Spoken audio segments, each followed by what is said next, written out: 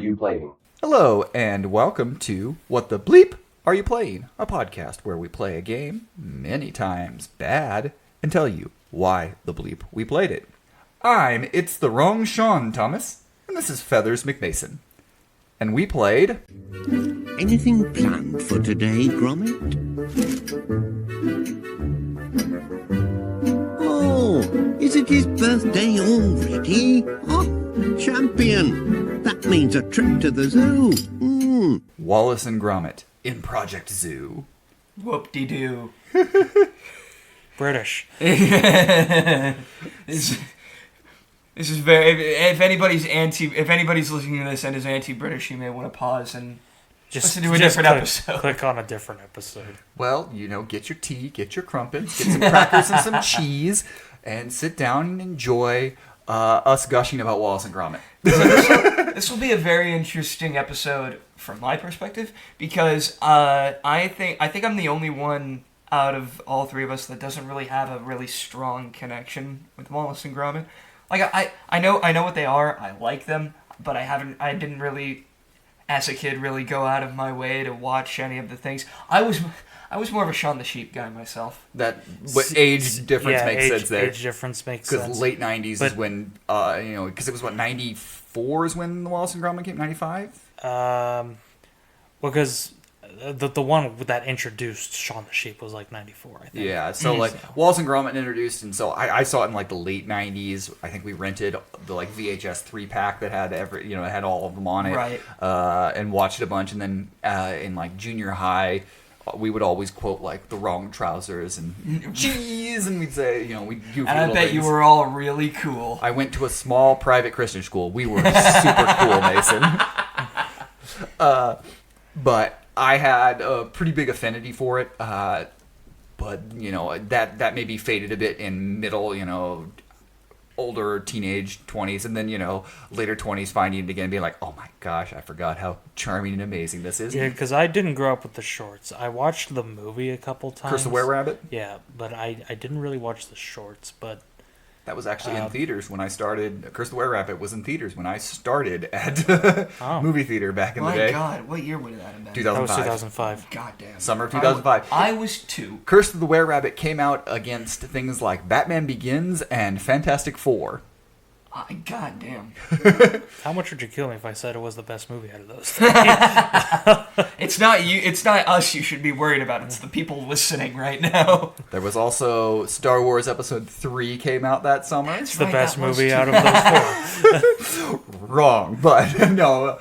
But I Curse of the Were-Rabbit was fine, but I really stick up with the shorts is how I love it. No, I still find Curse of the Were-Rabbit to be an enjoyable movie, but the shorts are where like Wallace and Gromit's like, oh shit, this is the good stuff. It's one of those I think works better in short form than trying to expand out into a long form story. Yeah. Not that I don't think it can be done, but like... Yeah, it just, some of the humor and the gags, and you then aren't relied on trying to build a lot more depth of the characters, and they can just be silly and funny and goofy in the short form, which is what the shorts are. Now, to tie it to this game, Project Zoo, they get that short, goofy feeling to it, and they're not worried about telling you who Wallace or Gromit is. They're just going to have the fun, goofy things about it and have them saving the day. Yeah, if you're playing this game and you have no idea who Wallace or Gromit are, why are you playing this game? And I think the game itself knows that. Yeah, it is very much... In the same way when we played Larry Boy and the Bad Apple, that was very much a kind of a love letter to VeggieTales and the goofiness that it was. This is very much a love letter to the Wallace and Gromit style. Absolutely. The comedy, the goofiness. But above all, where the money was spent, it felt like on this, is in the animations. And they are just top tier. I was just... Yeah. The smile on my face whenever Wallace was walking and running in this game, it's so good. The silly comedy, the silly animations, Mason, because we watched it all play while we were playing it, Mason on the edge, teetering on the edge as Gromit and making the noises with it. Like, the animations are just top tier in this game. And while some of the gameplay, which we'll get into, is more mid to okay, what separates this game from a lot of the 2000s platformers is it is just it gets its subject so well, and it is adorable. It's similar, like you said, to VeggieTales, where in a lot of the early licensed 3D platformers, it feels like that it just has that license as a coat of paint on it. Whereas here and in VeggieTales, it feels like to the bone. It's for this license. That was something we talked about when we talked about Looney Tunes Back in Action, was that I felt like it didn't fully capitalize on the Looney Tunes ability, right. characters, Back in Action kind of, is what in movie kind of is what it is, but this doesn't suffer from that. Whereas, I can forgive some of the flaws of the game because it's so much fun to watch and play, Gromit running around with his banana gun and Wallace yelling at you around as you're going through the world's craziest zoo. Right. Yeah. Real quick, the plot, if you care about the plot of a Wallace and Gromit game. I care about the plot of a Wallace and Gromit game. Same. So, it's a sequel to The Wrong Trousers, ultimately, where Feathers McGraw, the villain from that, the penguin who pulls a gun, basically he takes over the zoo and kidnaps Archie, who's this little polar bear that Wallace and Gromit have adopted. Adorable. He's such a adorable. pudgy little bastard. He's the size of a penguin. He's the size of the penguin. He's the same height as Feathers McGraw. He's a little chonker. And he's so adorable. He's a chonky wonky. Wallace and Gromit basically realize that Feathers McGraw has taken over the zoo, kidnapped Archie and a bunch of baby animals because Feathers McGraw is a bastard, and so he is a criminal mastermind and the worst of the worst. The scum and villainy talked about in the first Star Wars, they're all referring to Feathers McGraw. They're all referring to Feathers when are we McGraw. getting the true crime docuseries about Feathers McGraw? It's still talking about it's the exact same thing, but it's just Wallace and Gromit being interviewed, and they're just awkward the whole time. Yeah. Could I have some crackers, please? We get a true crime podcast about Feathers McGraw. Could you some cheese? It'd be the most boring podcast. Is there any cheese when we're sitting on this podcast? Could I have some cheese? It'd be the most boring podcast, no offense, because Wallace would only care about the cheese and tea, and Gromit wouldn't talk, because he doesn't fucking talk. It's like, this plate of cheese seems a little small. Could we get more cheese over here? You're telling me you wouldn't listen to a Wallace and Gromit podcast in a heartbeat? Just listening to... I would, just to see how they do it, because it would just be Wallace talking. Gromit doesn't fucking talk. Which I think, in going back to kind of what works for the shorts and doesn't work as much for like a longer run movie, as much is that because Gromit doesn't talk, you can really do that well in a short. Mm-hmm. But having a longer being carried more by Wallace, it's harder to do. Right. Because... in both the movie and the shorts, Gromit is the main character. Yes. He's the best silent protagonist. He's up there. Unironically, I picked this game because I really like Wallace and Gromit to the point where I do unironically think Gromit's one of my favorite characters, period. Mm-hmm. But I remember you sending to the group chat that we're in the dog tier list. Yeah, I made a tier list of fictional dogs, and Gromit was in the S tier. I was gonna say there were several dogs in the S tier. I'm not about bestest boy tier. I'm not about to go into a tirade about what my fucking fictional dog ranking was. Tune in another episode when we have top 5 dogs with Thomas. Yeah, there's a Patreon exclusive episode. There you go. It's just Thomas in here. Hello, I'm going to talk about top 5 dogs today. Top 5 fictional bestest boys. But yeah, anyway, it all boils down to Gromit is that good of a character because he's that silent protagonist, and his repertoire with Wallace is really good.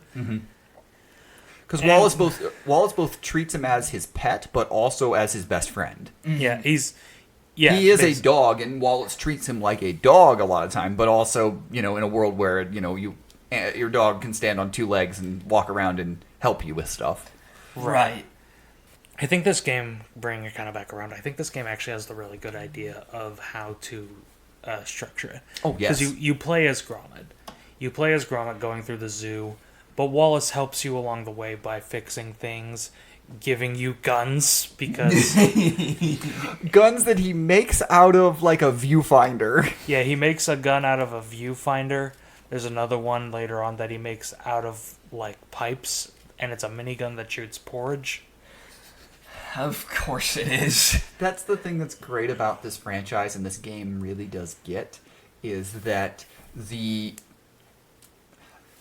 you can do almost anything, and anything ridiculous can happen. A penguin that is a super thief that hacks a robot pair of trousers that ends in a climax where they are, running away on train tracks on a little model train. You can do almost anything in this short game. where Gromit gets framed for murder. Yeah. And taken to jail and is basically going to be executed.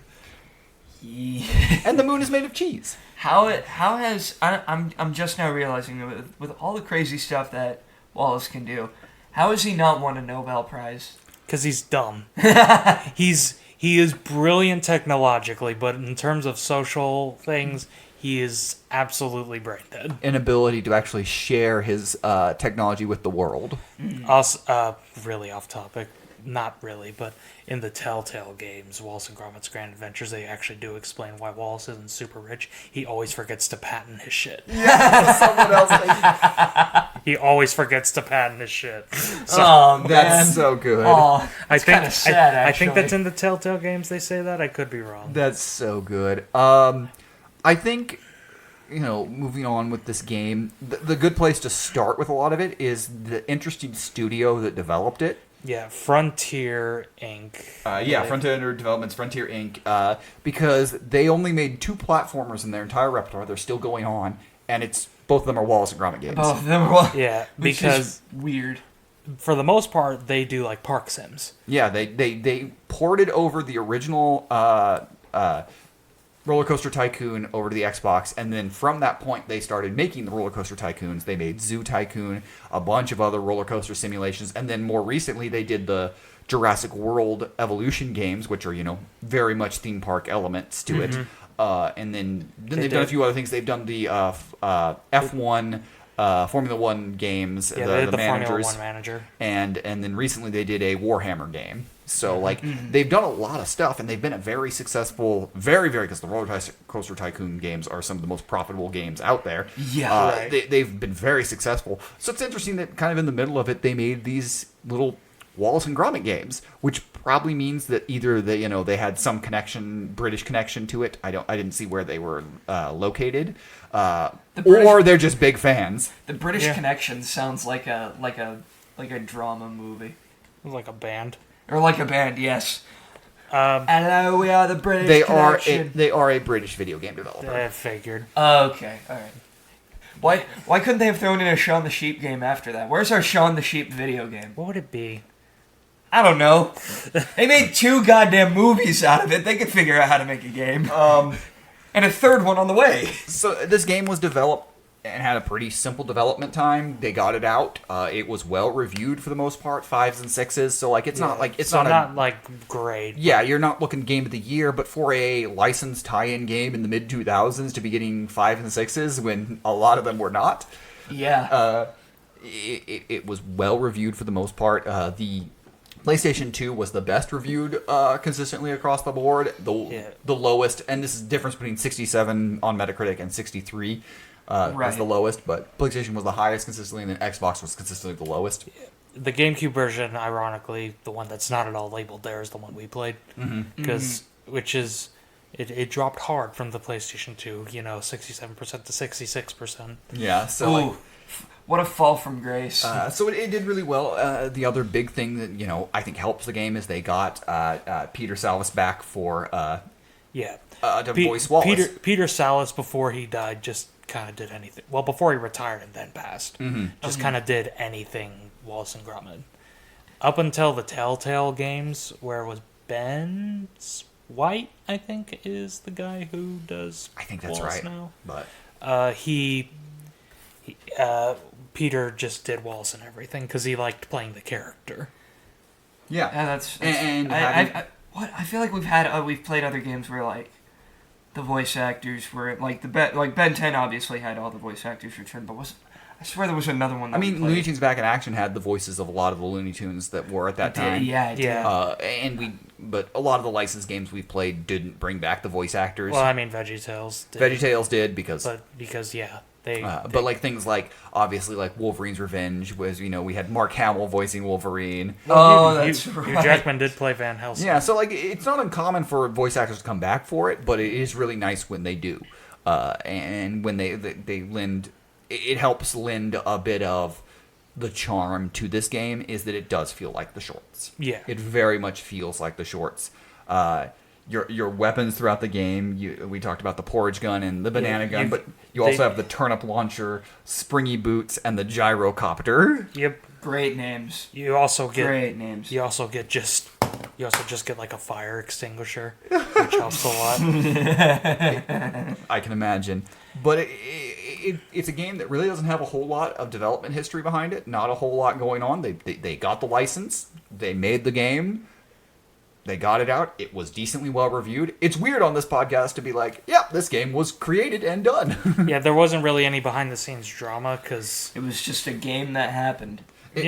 Partly also it's a company that had a little bit of experience developing games beforehand. This was like their 5th or 6th game. They'd started out with like DOS games and then moved over, done a lot of Xbox games and then multi-console. Yeah, it helps that they were pretty well established, and then they've continued on for 20 years since then. Yeah, this wasn't their first game, but it was their first 3D platform. Yes, which you can kind of tell, but not great. No, not like gratuitous. Yeah, it's not a lot of it. They copy elements from a lot of the 3D platforms at the time. Ratchet and Clank is probably the biggest impact, but also you can feel kind of the Jak and Daxter X feeling to it. You can feel a little bit of what Crash Bandicoot was doing at the time. Spyro, Super Mario 64. Like it's taking all the influences of what was happening at the time and kind of utilized it and made it into their own 3D platformer. And for the most part, as we kind of move over into the gameplay, the mechanics mostly work. Mm-hmm. There's a little bit of delay on the jump that Mason had some struggling with, which was funny. I got around it eventually. I really struggled with some of the walking up when you have to walk slow without falling off. The camera. Since you didn't. Yeah.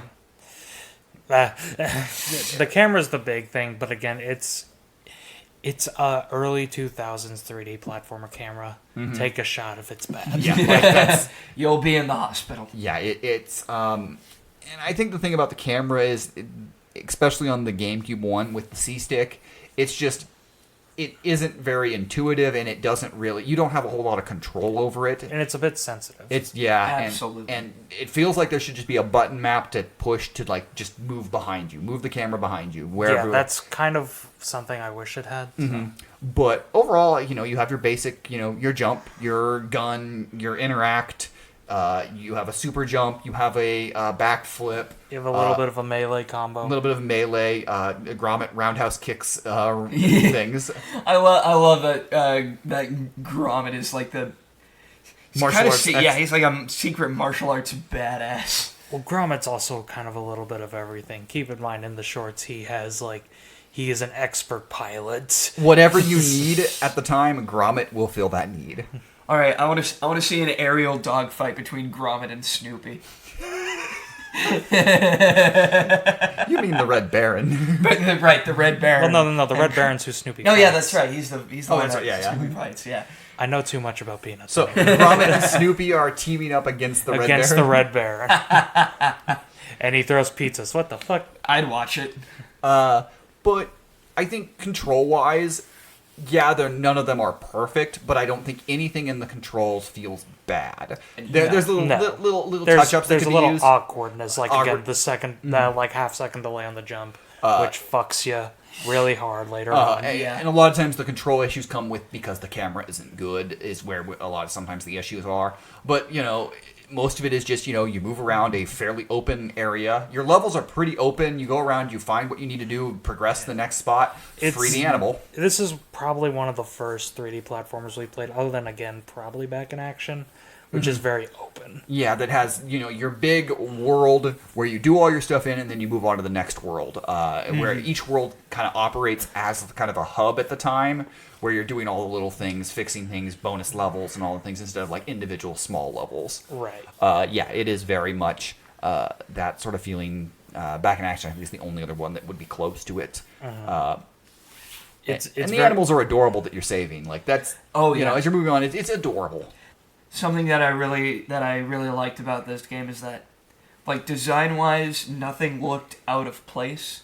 Like if I saw all the things that I saw in this game in a Wallace and Gromit short, none of it would look. It's not even Terribly just out of it's place. also that everything actually the way when you interact and you do anything, it all feels very Wallace and Gromit. Like when you go up and you hit your Y button and you are making yourself do things and interact with stuff, pulling levers, pushing buttons, calling Wallace, all the things, it all feels very in tune with the world.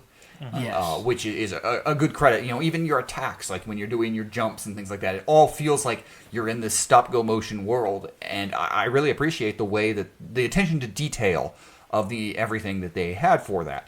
Maybe that's why maybe the controls aren't as focused on, or the camera's not as good because they didn't focus as much on it. They're like, yeah, that's a camera that you use in a 3D platform. Let's put it. Right. Throw it in there, yeah. So like there's maybe a little bit more, but the attention to detail where they really spent their time, Wallace and Gromit, is really well done. Yeah. Yes. Because basically, you are finding, like, throughout the game, you're finding three things. You're finding bolts and nuts, which help Wallace to craft shit, to fix shit. You find golden tools, which also helps him, but it helps him fix more advanced stuff.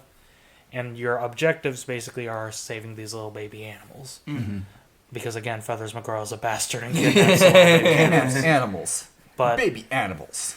But the progression of the game is ultimately kind of just leading Wallace to these things you need to fix.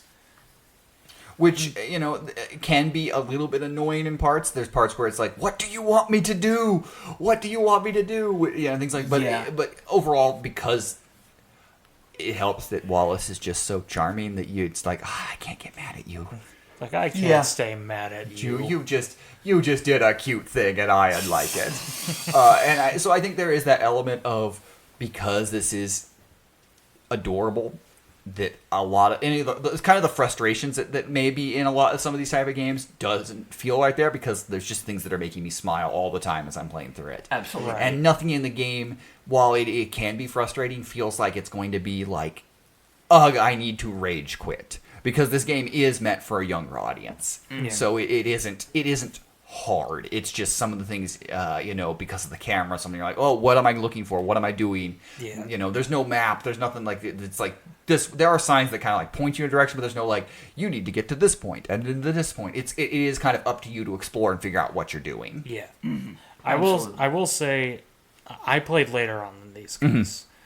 The later worlds do get kind of frustrating because in the later worlds there's a lot of lighting issues, particularly the fire world, where This game is weirdly dark. The lighting is very weird. Yeah. And I wonder if that's trying to get the look of the shorts, kind of looking the way that they went with more of a darker like color to it to kind of make it feel that sort of thing. But in some of the darker worlds, that is a little bit of a detriment. It's probably like the one thing that didn't translate well from the shorts to the game. Yeah, it gets incredibly frustrating. The hit detection is kind of off at certain points.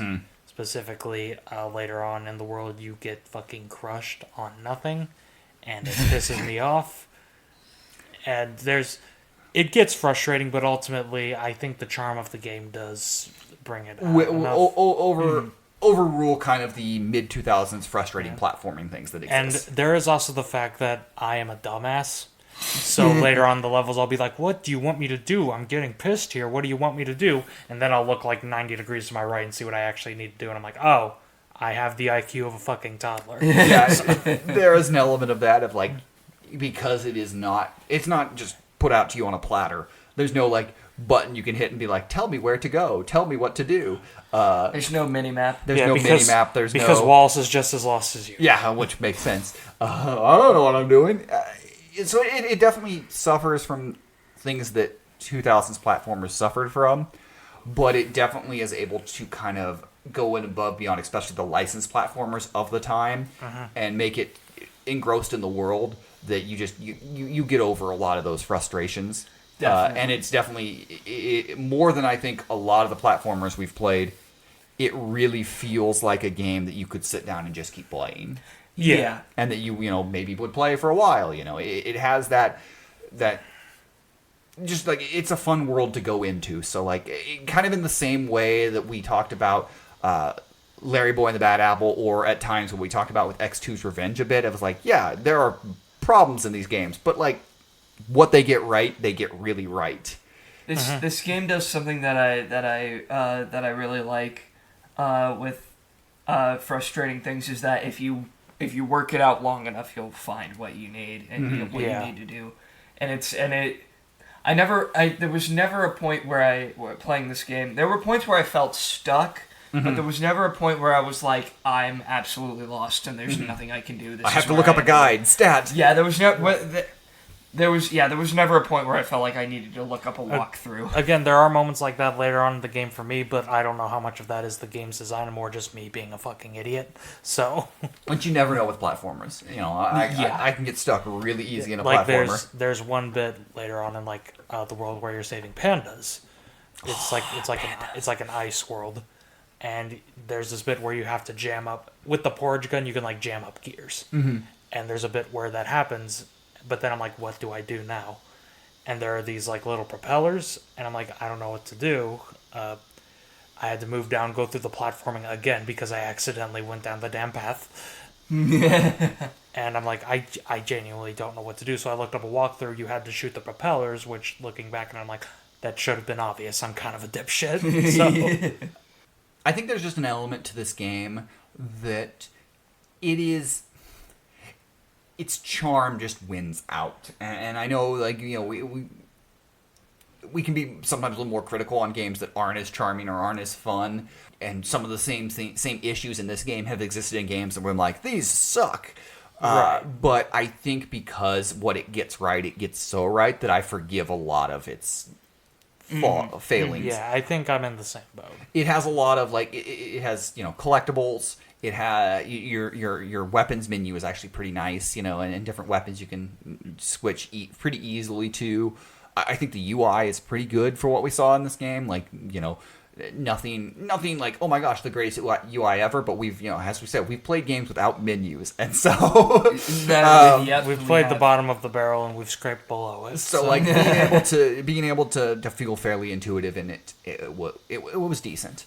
I think overall, like, I think just my thoughts is like, this is cute and adorable, and I think it's good that when they jumped into a Wallace and Gromit game, that they made sure to keep it true to what Wallace and Gromit is. Yeah, they made sure to emulate that feeling, and I think when you're making a licensed game, you have to make it fun, but that is arguably the second most important thing, is just to emulate the feel. To make it feel, which is the problem with a lot of licensed games. You're like, I don't feel like, what am I doing here? Yeah. Exactly. So it definitely works. I think, before we get into the questions here, I just think that, like, we've played some pretty bad licensed game. We've played some mediocre licensed game, and it's nice when we can play games that have problems but can feel rewarding to play. But in the end, we can overlook them. Yeah. I think that's this big thing that, like, I can see why it was reviewed a lot of 5s and 6s, 5 out of 10, 6 out of 10. I think its highest we saw was like 7.5 out of 10 somewhere. Right. So, like, you can see why it's not, this is not like the greatest reviewed ever, but you can definitely, they did enough to make sure that this game was playable, fun, and fans would appreciate what they've done. It's one of those things where if you like Wallace and Gromit, add this to your collection. It's not absolutely. Yeah, I think I'm probably like, I don't hate this game or anything. I'm probably like the most down on it though, mainly because I just don't have that connection to Wallace and Gromit. I think but even then, I think it's fine. I don't think it's anything that I'd love to go back to and play again.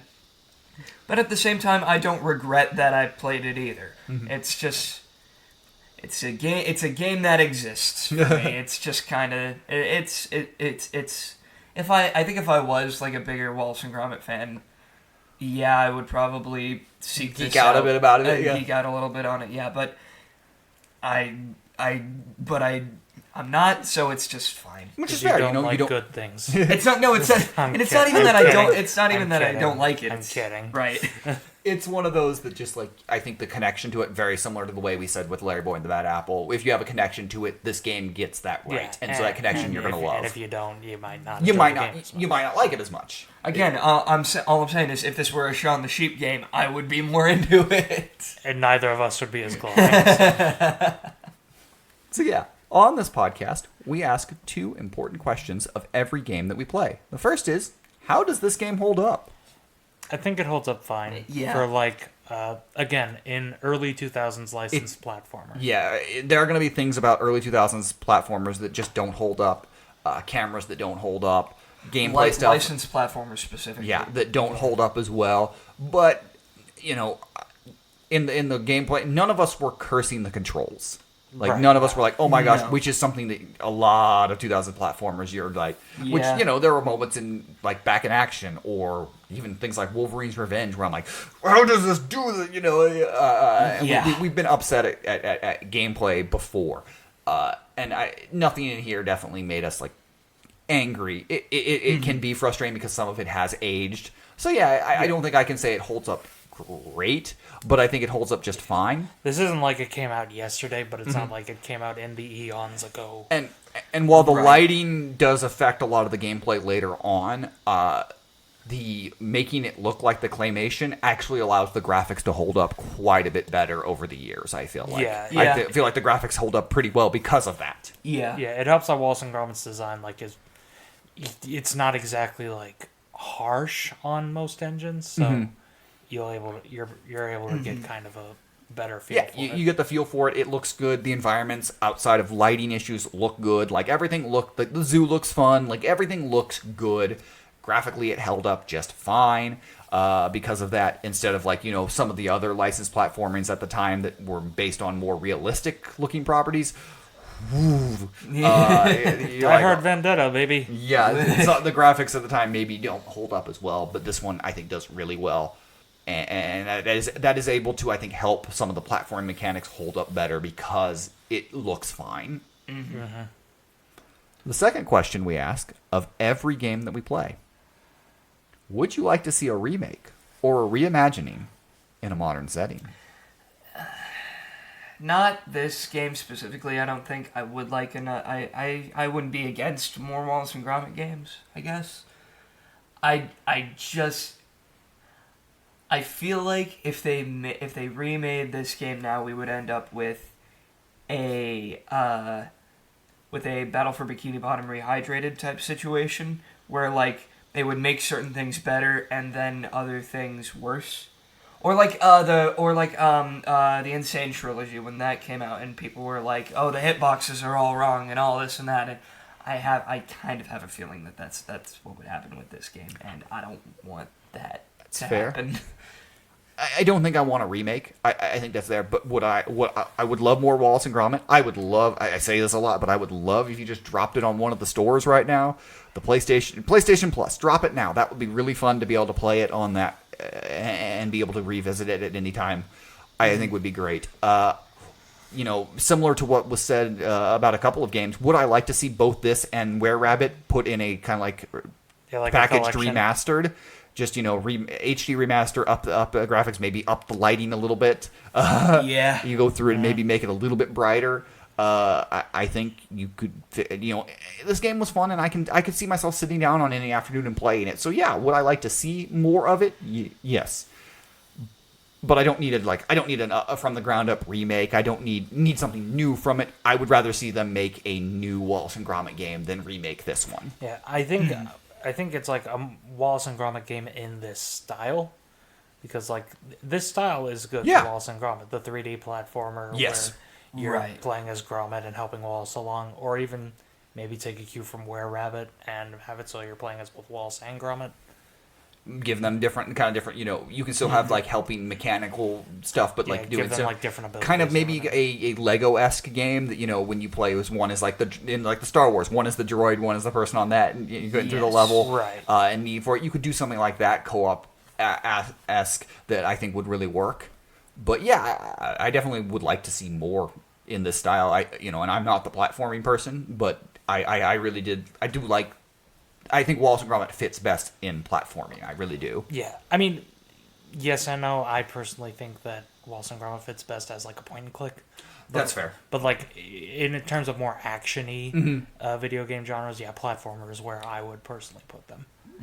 More Wallace and Gromit would be nice, but not necessarily this game, as I think is the I mean, we do have that Grand Getaway VR game coming out, which would be great if I had VR. VR is about to peak, and it'll never get better because It's never Wallace and gonna get Gromit is better. coming. It's never going to get better than this. Fuck your super hots or your whatever. I don't follow VR gaming. I don't care. Get out of here, VR chat. Wallace and Gromit: The Grand Getaway is going to be the peak of VR. The peak. Or your virtual reality or whatever. No, Wallace is the better inventor. Fuck off. It's gonna make a $1 million. This podcast got off the rails real fast here at the end. Are you surprised? Nope. But I think that's where we can sum it up really easy. Is like, this game is fun. This game is fine, and Wallace and Gromit more would be cool. Mason would like some Shaun the Sheep. Yes. Yeah. But yes. no, just make it like Wallace and Gromit game, but Shaun the Sheep is the third playable character. There you go. There you go. Mason's happy. I'd play that. And then add the chickens from Chicken Run. Just make an Aardman. Just make the crossover Aardman game. The Aardman universe, you've got all of them. The Pirates Band of Misfits are the bad guys, but they don't know it until like halfway through the game. Like, we're the bad guys? Oh no, we can't do that. I mean, still at this point, because Deadpool 3 has not come out, and who knows when it will come out at this point, but Flushed Away is the most canonical Hugh Jackman in a Wolverine outfit still at this point. That's true. right. That's true. So, Aardman, we can have a whole lot of good stuff. But, yeah, I like this game. I would play this game again. I love Wallace and Gromit. I probably basically- wouldn't play it again, but I'm glad that you enjoyed it. I'm basically in the same boat as Sean. I like me some Wallace and Gromit. Yeah. But what do you guys think? Do you guys like Wallace and Gromit? What's your favorite short? If you don't, you're a fucking sinner. No. Are you in Mason's agreement that Shaun the Sheep is better? Yeah, do you like Shaun the Sheep more? Do you you like team- Chicken Run? You can tell us all these things by sending us an email to bleepyouplaying@gmail.com. Maybe we'll read it off here on one of these podcasts. Just sending us an email to bleepyouplaying@gmail.com. Or maybe you want us to play a game. Maybe you want us to play Curse of the Were-Rabbit. Well, you can tell us to do that by subscribing over on our Patreon, patreon.com/whatthebleep. And you can tell us to play that game, and we will. $15 a month, and we'll do that. But before we call this an end on this episode, I wanted that's to right. I definitely say completely here. forgot God about this. I'm a I know. dumbass. Say it. This is our 50th episode. We have Woohoo. done 50 episodes on this podcast. It's our semi-centennial. That's kind of crazy, and we're not going to spend a whole lot of time on this. We'll probably do something a lot bigger for 100 if and when we make it to that. Yeah, we'll talk Right. for it about 5 minutes instead of 3. But but it is pretty cool that like this little podcast that we've come up with is now at 50 episodes. For those yes. for those who listen, thank you so much. Yeah. Absolutely. It genuinely, like, we're three dorka doofuses talking about video games. It's not really like peak entertainment, but But it could be. but we appreciate you sticking around, hearing us tangent and talk about so much nerd ass bullshit. We have been able to talk. I've been able to sit on a mic and talk about Dragon Ball and Yu Yu Hakusho, and now Wallace and Gromit, and Mason's been able to say about Shaun the Sheep. Yes. And, I said the phrase "anger wankin" on a podcast, and we appreciate That it did all, happen. giving us this opportunity to be ourselves, to be our dorky selves, and play games and talk about it. And so, thank you all for listening.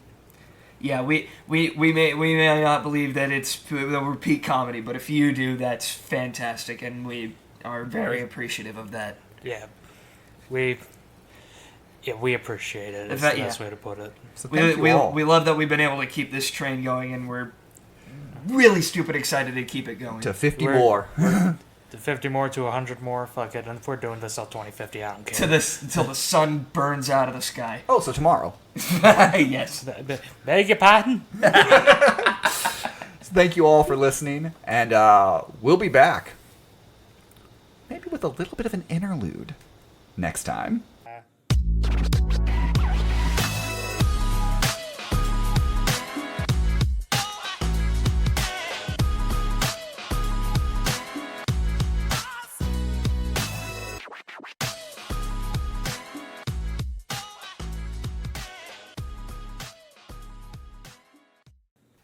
I liked it.